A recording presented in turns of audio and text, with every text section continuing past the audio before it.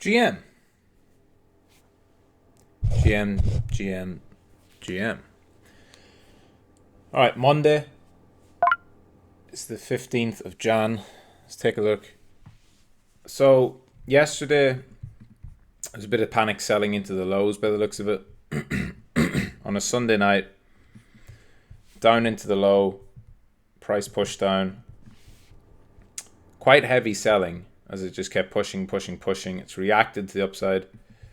I had entered a long at 41.9. I exited it at 42. Whereas I exited up here before I went to sleep. I just wasn't sure if it was going to push down again overnight.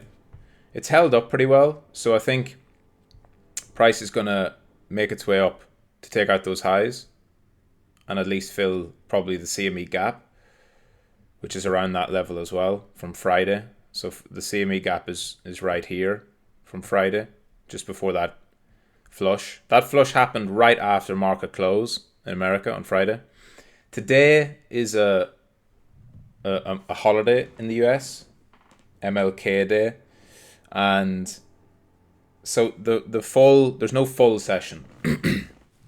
The futures are open. The CME futures are open, but it's not a full trading day, so don't expect mass flows. Like the ETFs aren't trading today. It's a holiday for all that. So for the main stock exchanges, it's a holiday.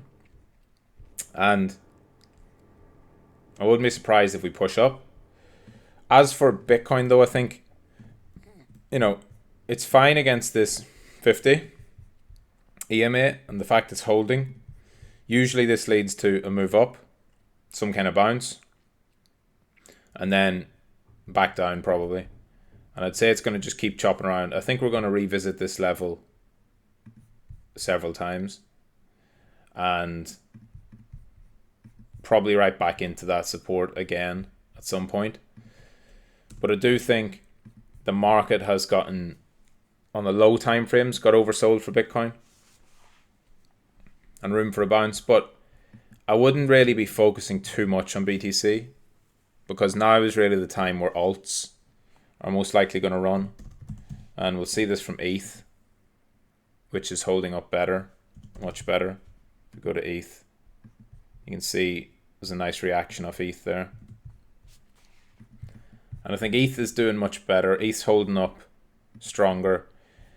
ETH came back to the 4-hour 50 and is reclaiming its 1221 bands.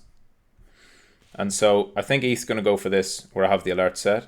It's going to make its way back up and probably push towards a new high. I wouldn't be surprised if we saw ETH doing that and then setting itself up for a range up here, or maybe it chops around at this area for a bit before the next breakout. If Bitcoin obviously goes a leg lower down towards 40.8 again, it'll probably pull ETH down into this gap here. We'll see. But as it's setting up right now, that's a pretty solid double bottom for me. Hey, look here. So that low FTR, I think that's pretty solid for ETH, especially when you combine it with the 50 EMA. So you get the 50, the 100, the 200, all in bullish formation, where 50 is above 100 is above 200. And I would say probably ETH is going to be able to hold here and push to new highs as Bitcoin cools off. And I think as long as BTC stays above 40.8, right, doesn't break down into the 30s, you'll see ETH and some altcoins running. So I'm obviously long ETH, a bunch of spot. I'm long Link as well from the other day at 15. I talked about. Started to fill Link bags where on Sunday, early Sunday, somewhere around here in this consolidation when it reclaimed all the bands. 4-hour bands are compressing in now. You're about to get the 50 above the 100 above the 200 again, which is good. It's pushing up. Continues to push. That seems pretty good. It's had its couple opportunities to go lower, even a third attempt to push. Now it's pushing up into resistance, compressing up into it. I would say Link is pretty well set to go for the highs, because when you look at ETH on a daily, it touched the 50 initially. And again, like I said, this is one of the better trading setups you can get. First touch the 50-day, produces a new high. It then sold off from that, came down into the 100. The 100 is held, so I'd expect another new high from that. I think the 100 should hold and give Link the opportunity to break into a new range above, especially when you look at that. Touch the 100 EMA on the weekly, and the weekly bands have held. So down through the weekly bands to the lower end. So weekly trend intact. Weekly 100 EMA got touched. Swept out the lows from November. Right, so it set a consolidation on the weekly. Consolidated for 1, 2, 3, 4, 5, 6, 7. And on the 7th week, swept it out, closed back inside. Nice reversal on the following week. And here we are. So it can chop, more consolidation can come, but I think Link has pretty well filled that in and wants to make a push higher. And it's one of the stronger coins in the market at the moment, meaning that it's had a lengthy consolidation. Right? There's other coins that are breaking out to new highs, but Link itself is showing much stronger or much better, a much better possibility or probability of having a new run. Because you want to see trend, consolidate, trend. That's the basic trending market price action. You trend up, you consolidate, you trend up, you consolidate, you trend up. So Link's had its first leg, first trend. It's now in the consolidation. You can't really guess how long consolidation is going to go on for, but it is pretty textbook. It's textbook so far, and it's done pretty much what you'd want to see a consolidating coin doing before it goes for its next trend. And that ties in with the real world asset sort of mini narrative that's going on from what Larry Fink said, and tokenization and all that, as well as Link being a big coin, a liquid coin, one that many people are high on. A lot of funds will have allocation to, or not allocation, but a lot of funds will have accumulated Link. And yeah, like Link's one of the better ones. If you remember too, at the beginning, right, at the beginning of the, I guess call it the new bull market, which was the October move, you had Link, Injective, Solana. So you had Solana, Injective, Link. They were three of the best. And as you can see here, obviously, while Link cooled off, Sol and Injective pushed higher, right? And I'll just try and drag them up so you can see them all. So whereas Link from November, went into a sideways correction, both Sol and Injective pushed on to new highs. So time for Link to play a bit of catch up possibly. It was one of the stronger ones back then. The fact that it's lagged isn't bad, in my opinion, as long as the consolidation remains bullish, right? The longer something can consolidate, the more of a base it builds, the bigger its move can be. And especially with Solana, I think, people have gotten themselves over allocated into Solana. I'm not really bullish Solana at the moment.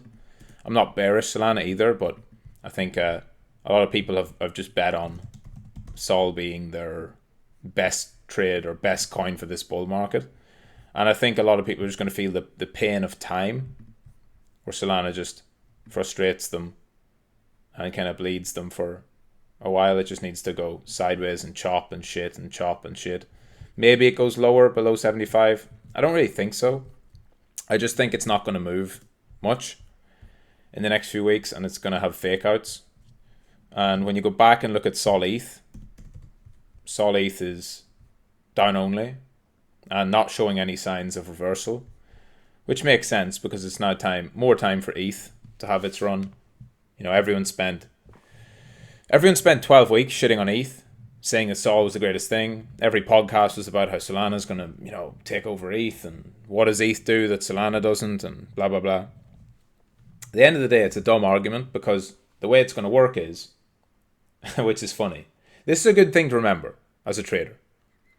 You're just trading the narrative and the future promise. So Solana has a great narrative. It is a great future promise, right? People are saying, oh, it's going to go to $500. It's faster, it's cheaper, it's got a great ecosystem, there's a bunch of projects being built on it, it's got a community. That's all true. But whenever people are, like, just remember, 3 months ago, nobody talked about Solana. They all said Solana was fucked, FTX were dumping all the coins, and nobody wanted to buy Solana at $40, $30, $20, $50. You couldn't give it away. Now, of course, everyone wants it. And when they're going on these, like when you see these podcasts or these Twitter threads where people saying, Solana does this, Solana does that, why doesn't Ethereum do this, why doesn't Ethereum do that? That is purely driven by price. The only reason people feel comfortable shitting on ETH was because Solana was going up more. They would not say it if Solana wasn't going up, because they didn't say it when Solana wasn't going up. Understand? They were just not saying it. Nobody was. They were not saying it when Solana was in this box. There was people saying Solana's a good trade, get long, whatever, but they were not. I'm talking about the casual sort of influencer, people who, I track them all. I watch the podcasts. I watch the YouTube thumbnails. I keep an eye on all this. They were not talking about it. They were talking about layer 2s. All these podcasts and stuff on YouTube in June, July, August, September, they were talking about, is it going to be Arbitrum or Optimism that wins? What about ZK rollups? When are they coming? When is ZK Sync going to launch? What's Polygon doing? Are they rebranding again for the millionth time? That's what they were talking about, because that's all that they could see. And then suddenly Solana moves and boom. They're all, apparently they've all been bullish Solana all this time. So, Solana's so amazing. Solana's this. I've got a big bag of Solana. I was like, oh, really? Well, that's interesting. You didn't talk about it before. And you can go search this. Just search Solana or any of the, search any of the, like the hot narratives, like parallel execution. Search for Solana, search for modular versus monolithic blockchains, and notice that all the talk about this is in the last 3 months as prices started moving. So if you're following your narrative with price, you're always going to be behind. You're always going to be behind the price. The price will move first, then people will assign a narrative to it.